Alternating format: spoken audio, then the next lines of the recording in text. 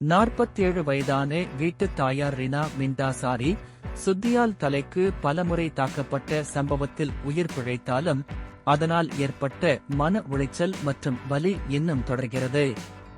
சம்பவம் கடந்த செப்டம்பர் 11, 2024 அன்று செபரான் ஜெயா தாமன் தெங்கிரியில் நடந்தது.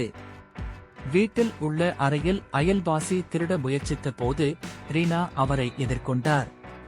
இதனால் அவர் சுத்தியால் தாக்கி ரீனாவுக்கு பலத்த காயங்கள் ஏற்படுத்தினார். அந்த நபர் கைது செய்யப்பட்டு பின்பு ஜாமீனில் விடுவிக்கப்பட்டார். தற்போது அவர் மற்றும் அவரது குடும்பம் அடுத்த வீட்டில் வாழ்ந்து கொண்டிருக்கின்றனர்.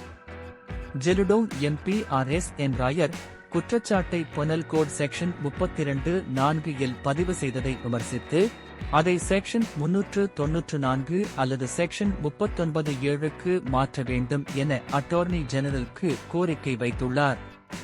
இந்த பிரிவுகள் கடுமையான தண்டனை மற்றும் கட்டாய சிறை தண்டனை வழங்கும் வகையில் அமைந்துள்ளன.